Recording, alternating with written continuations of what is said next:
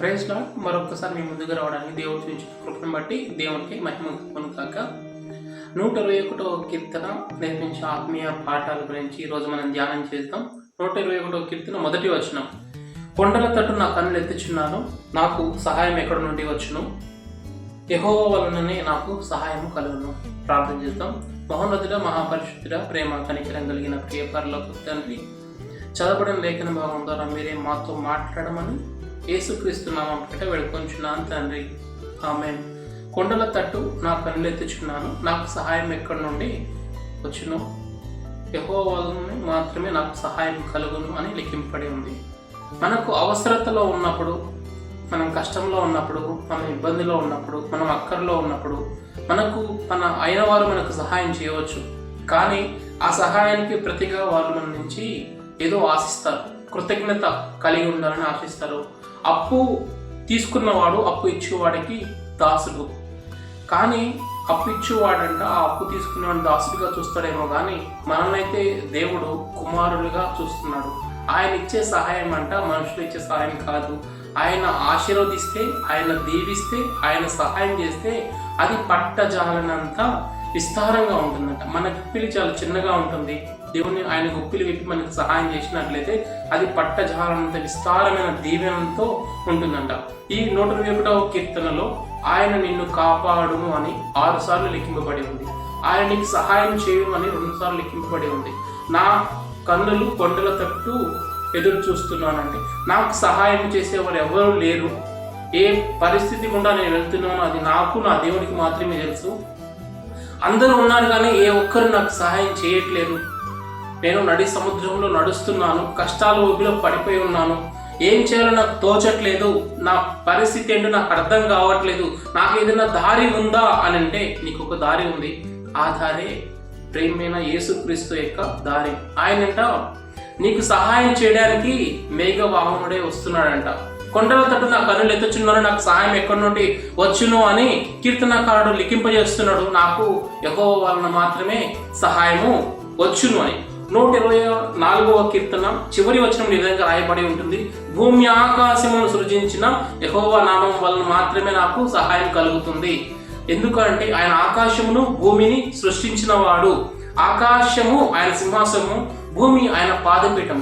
కాబట్టి ఆయనే మనకు సహాయం చేయుటకు చాలినవాడు.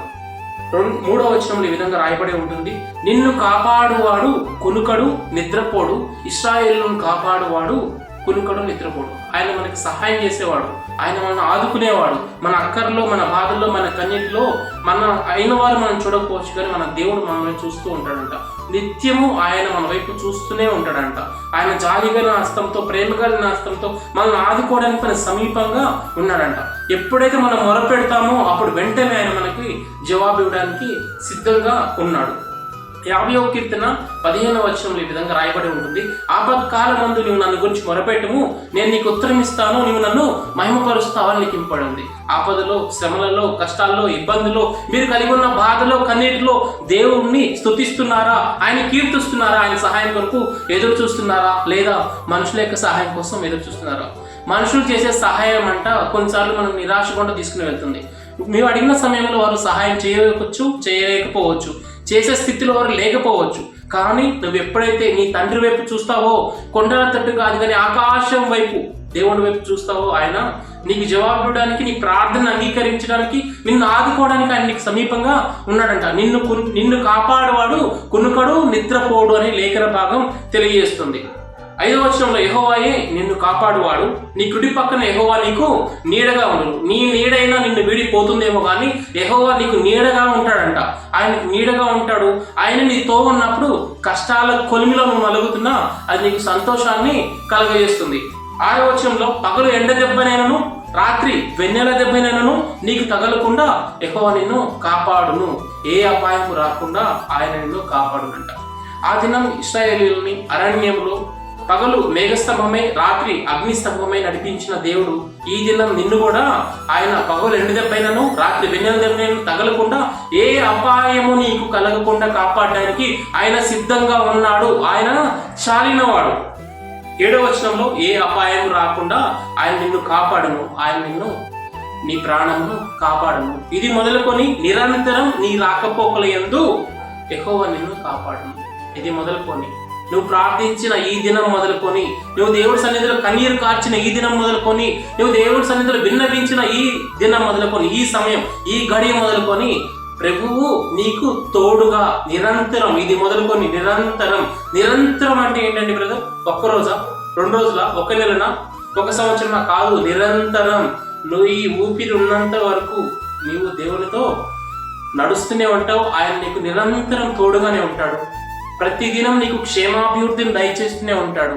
కొండల తట్టు నా కన్నులు ఎదుర్చున్నాను, నాకు సహాయం ఎక్కడి నుండి కలుగును అని భక్తుడు అంటున్నాడు. మనమైతే దేవుని వైపు మన చేతులెత్తి ప్రార్థించిన ప్రతిసారి దేవుని యొక్క శక్తిని పొందుకుంటాం, ఆయన సహాయాన్ని పొందుకుంటాం. బ్రదర్ భగత్ సింగ్ గారు హెబ్రోన్ సంఘాన్ని స్థాపించిన వ్యవస్థాపకులు. ఆయనను ఒకరోజు అడిగారంట, ఇంత గొప్ప సేవ మీరు ఎలా చేస్తున్నారంటే, ఇంత గొప్ప సేవ నేను చేయట్లేను, నా ద్వారా దేవుడే జరిగిస్తున్నాడని. ఎలా జరిగిస్తున్నాడంటే, ఆయన ఉన్న ప్రార్థన చేసే రూమ్లో అంట వెళ్ళి చూపించాడంట. అక్కడ 2 గుంతలు పడిపోయి ఉన్నాయంట. ఆయన ప్రతిదినం ప్రార్థించి ప్రార్థించి ప్రార్థించి ఆయన ఈ ప్రతిదినం దేవుడిని ఎక్కడైతే కలుసుకుంటాడో ఆ ప్రాంతంలో ఆయన మోకాళ్ళు ఉంటాయి కదా, ఆ మోకాళ్ళ అచ్చులు అక్కడ గుంతలుగా పడిపోయాయంట. అంటే ప్రార్థనలో దేవునితో గడుపుతూనే ఉండేవాడంట. ఆయనకున్న ప్రతి కష్టానికి, ప్రతి సమస్యకి పరిష్కారం మనుషుల దగ్గర 4 గోడల మధ్య ఆయన వెతకలేదు, కానీ దేవుని సన్నిధిలో ఆయన వెతికాడంట. మనకు కూడా బలిపీఠం ఉండాలి, అది దేవుణ్ణి కలుసుకునే చోటే ఉండాలి. ప్రతిదినం మనం మానక దేవుని సన్నిధిలో కలుసుకున్నప్పుడు కొండల తట్టయితే మనం కన్నులు ఎత్తవలసిన అవసరం లేదు, కానీ మన దేవుని వైపు మనం కన్నులు ఎత్తినట్లయితే నీ ముందున్న సమస్య నీకు ఎంత పెద్దదైనా కావచ్చు, అది నీకు అసాధ్యంగా కనపడవచ్చు, కానీ నిన్ను సృష్టించిన నీ దేవునికి సమస్తము సాధ్యమే. నీ ప్రభు నీ జీవితంలో అద్భుతం చేయడానికి చాలినవాడు. ఆ దినం ఇశ్రాయేలుని ఎర్ర సముద్రం 2 పాయలుగా చీల్చి నడిపించగలిగాడు. ఎర్ర సముద్రాన్ని చీల్చడం, 2 పాయలుగా చేయడం మనుషులకు అసాధ్యం, కానీ దేవునికి సమస్తము సాధ్యమే. కష్టాలను కొలిమిలో నువ్వు వెళ్తున్నట్లయితే, శ్రమల ఇబ్బందుల్లో నువ్వు నడుస్తున్నట్లయితే, పేదరికంలో నువ్వు ఉంటున్నట్లయితే, నా అన్నవారు ఎవరు నీకు సహాయం చేసే పరిస్థితి నీకు లేకపోవచ్చు. కొండల తట్టు అంటే ఆకాశం వైపు నీ చేతులెత్తి నువ్వు ప్రార్థించినా ఏ ఒక్కరు నీ మొర వినకపోతే ఒక్కసారి యేసుక్రీస్తు ప్రభువుని రుచి చూచి తెలుసుకో. ఆయన నీ ప్రార్థన వినడానికి, నీకు సహాయం చేయడానికి ఆయన సిద్ధంగా ఉన్నాడు. 21వ కీర్తనలో ఈ విధంగా లిఖింపబడి ఉంది, ఆపత్కాలమందు యెహోవా నీకు ఉత్తరం ఇచ్చును గాక. అవును, మన దేవుడు ఆపత్కాలంలో ఉత్తరం ఇచ్చేవాడు, మన శ్రమల్లో మనం ఆదుకునేవాడు, మన ఇబ్బందుల్లో మనల్ని పట్టించుకునేవాడు. కాబట్టి ఈ దినం నుండి దేవుని సన్నిధిలో ప్రార్థన చేద్దాం. మన కష్టంలో, మన నష్టంలో, మన ఇబ్బందిలో దేవుణ్ణే జ్ఞాపకం చేసుకుందాం. ఆయన సన్నిధిలోనే మన మొరను, మన ప్రార్థనను, మన విజ్ఞాపనను విన్నవిద్దాం. ఆయన మనకు జవాబు ఇవ్వడానికి, మనకి సహాయం చేయడానికి చాలినవాడు, మనల్ని కాపాడువాడు, కునుకడు, నిద్రపోవాడు. ప్రార్థన చేద్దాం. మహోన్నతుడ, మహాపరిశుద్ధుడ, ప్రేమ కనికరం కలిగిన ప్రియ పరలోకపు తండ్రి, 121వ కీర్తన ద్వారా మీరు మాతో మాట్లాడడానికి పొందనాలు. ఇదిగో తండ్రి, మీరు మాకు సహాయం చేయడానికి ఎప్పుడు మా వెంటనే ఉంటున్నారయ్యా. అది మేము గుర్తించగా మనుషుల మీద ఆధారపడుతున్నాం. ప్రభువా, ఈ దినం నుండి నీ మీద ఆధారపడుతూ నీతో ఇదిగో తండ్రి మేము సాగిపోయే జీవితం మాకు అనుగ్రహించమని, ఈ ఆత్మయాత్రలో ప్రభువా నీతో నడిచే అనుభవం గుండా మమ్మల్ని నడిపించమని, ఈ 2025వ సంవత్సరంలో ప్రభువా ప్రతిదినం నీతో నడవాలయ్యా. తద్వారా నీవు మాతో, మా జీవితాంతం మాతో నడవడానికి సిద్ధంగా ఉన్నావు. మా శ్రమల్లో, మా ఇబ్బందుల్లో, మా వేదనలో ప్రభువా మేము మనుషుల మీద కాదు ఆధారపడవలసింది, నీ మీద, మా ప్రార్థనకు జవాబిచ్చే నీ మీద మేము ఆధారపడి ముందుకు సాగే భాగ్యం దయచేయమని, నిన్ను కాపాడువాడు కునుకడు, నిద్రపోడు, ఎక్కువ నీకు నీడగా నీ కుడి పక్కనే ఉంటాడు అన్నావు. ప్రభువా మా పక్కనే ఉండయ్యా. ఈ సంవత్సరం అంతా, మా జీవితకాలం అంతా మీరు మా పక్కనే ఉన్నాడు తండ్రి. మాకు కలిగిన ప్రతి శ్రమలో, ప్రతి శోధనలో మీరు మా వెంట ఉండి మమ్మల్ని నడిపించమని, క్షేమకరమైన మార్గాలు మమ్మల్ని నడిపించి బలపరచమని యేసుక్రీస్తు నామం పేరిట వేడుకొచ్చున్నాం తండ్రి. ఆమేన్. May God bless you.